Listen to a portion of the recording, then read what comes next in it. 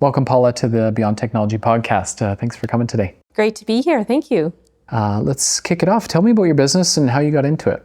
So my business is all about helping brands share their stories with the world. So my company is called Worthington PR and Story. We are a full service communications, PR, social media, marketing, events agency.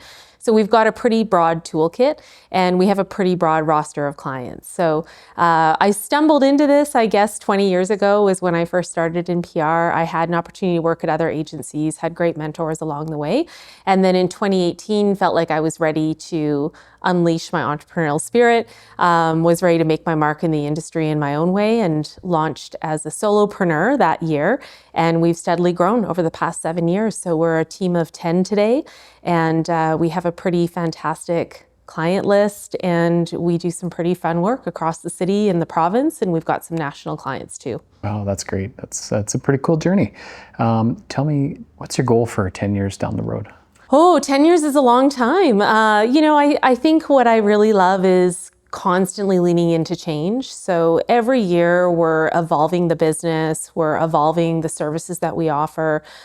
We always want to make sure that any client that we bring into the agency is a company or a brand or a person that we can really identify with. Do we align with what they're trying to do? And so I really see over the next 10 years us furthering to progress in terms of landing clients where we can really do transformative work with, and really honing our team. Outside of that, I sit on boards and I teach at MRU. So for me, what's really fulfilling is being able to be an entrepreneur and run the agency, but also give back to the community in lots of other ways as well. Yeah, cool. Yeah, I mean, we got to support the community we're a part of, right? So tell me about a time where technology helped you solve a problem. Oh, every single day, whether it's keeping organized with things like Gmail and Google Drive and being able to share documents back and forth. I think especially since the pandemic, we've seen an evolution of being able to work virtually and work from anywhere. We do have an office space because it works really well with our culture, but we're a hybrid work environment. So we leverage technology as a communications agency to be able to connect with our clients, whether it's, text or Google Drive or virtual calls, and help our team stay really organized. We're a very collaborative team. So being able to work together in real time on documents, or leverage other pieces of software so that we can manage work back schedules, manage projects. It's a daily necessity for sure. Yeah, cool. Tell me on the flip side of that, tell me how technology has maybe created problems for you. I would say it's really trying to keep up with technology, figuring out what is it you need, what is it you don't need. Those monthly subscriptions can add up, and sometimes you're duplicating technology and you realize you might be subscribing to things that you aren't using or you don't need, or you've got two platforms that are essentially doing the same thing. Yeah. And so I really try and keep an eye on the bottom line and make sure that the technology we're signed up for is technology that we need, that we're using, that's benefiting the business, and that we're not duplicating our efforts across the board. Cool. Yeah, it's, obviously, if we don't have to pay for it, let's get rid of it. Let's focus on the things that really make a difference. My next question is really about how do you look at a problem and decide whether you want to use people to solve it or technology to solve it? That's a good question. I would say I default to people solving our problems. We would say that we're a public relations agency, but I say that we're really in the business of people relations. And I find that technology is a tool that certainly adds to what we can offer clients, and it helps us be efficient with our processes.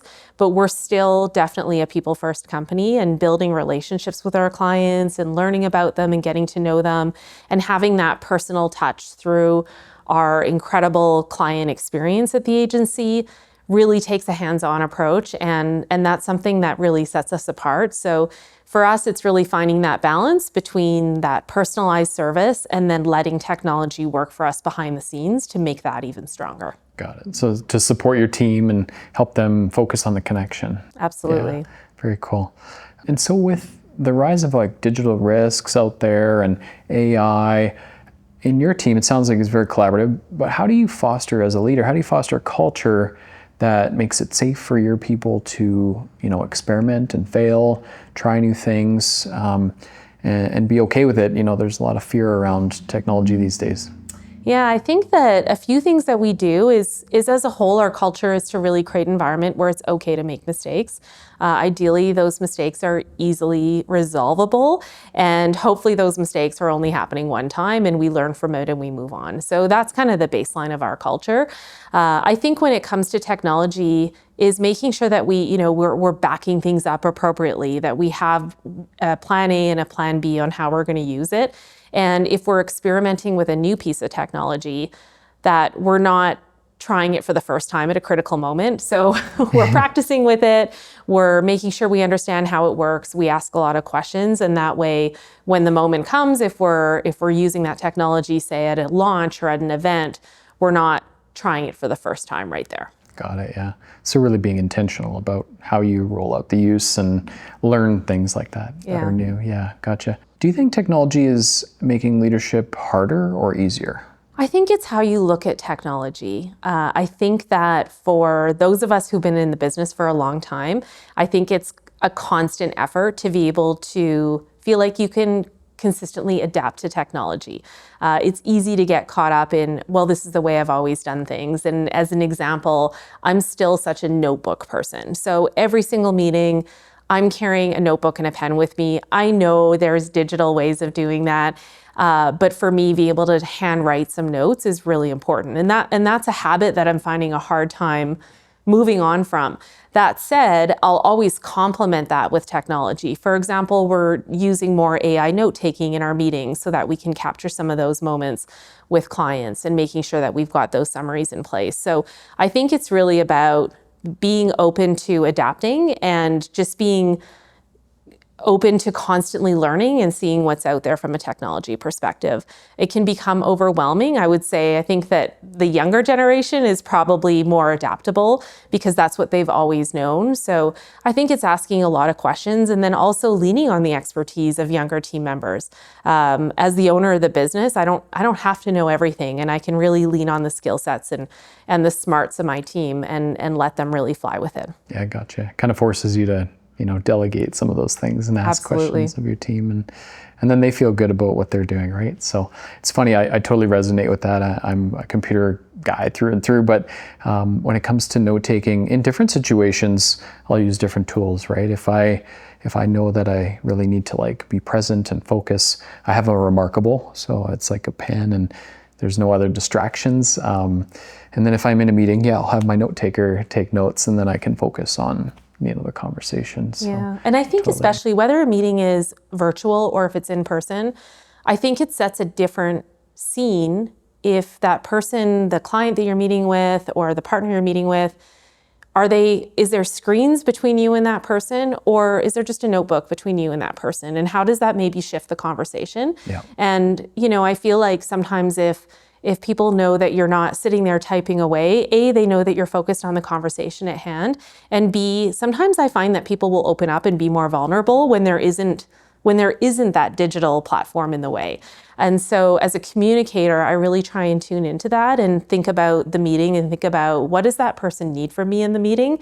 And sometimes it means no notebook at all. It's just us sitting there having a really good conversation, and it's up to me to make sure I'm listening and remembering it. So I really think there's space for all those tools and knowing, depending on the situation, what's the right one to use. Yeah, it's funny, my EO group, we just had this conversation and we concluded that in our meetings, no keyboards is the rule. And so, like you said, that screen in between across the table can shut people down, or they just don't communicate as well, right? So it's pretty interesting. Last question for you. What is the coolest app that you're using today? Oh, that's a tough question. I think that there is still such an interesting space with Instagram. Love it or hate it, I think that has been a tool for me as someone that grew up doing photography. When that first came on the scene as being this really seamless, at the time, essentially a photo sharing tool, and how it's evolved into a media platform, a video platform, an advertising platform.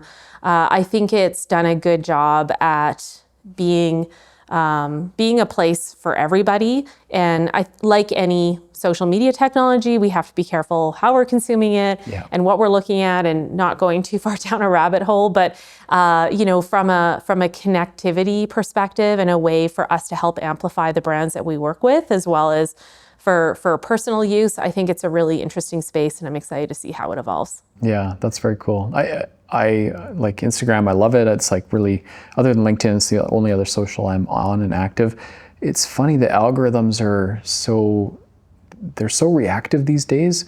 I got a 3D printer like a week ago, and my whole feed's 3D printer stuff now, right? It totally changed my algorithm. Yeah, and you're like, I bought one. I'm good. It's like I'm good, but I keep clicking it, and so it keeps feeding me what I want to see. And so that's the part about being careful about what we're viewing, right? It'll just reinforce what we want to see. And I wish there was feedback on those algorithms. The same thing happens if you start searching something, and then you go out and you buy the thing. Yeah. And you want to be able to tell the algorithm. You can. I've bought, they're okay, great. You can click the 3 buttons, and you can say ignore this, and you'll say, oh, I already bought it, or it's irrelevant. Perfect. And then you'll never see it again. I'm gonna do that today. Yeah. So you can do that. You can train it back. So that's cool. Thanks for being on the podcast. If people wanted to reach you and hear more about how you can help them tell some stories with Worthington PR, where would they find you? I'm on LinkedIn, and our website is worthingtonpr.com, and my email is paula@worthingtonpr.com. Awesome. Thanks for coming. Thanks for having me today.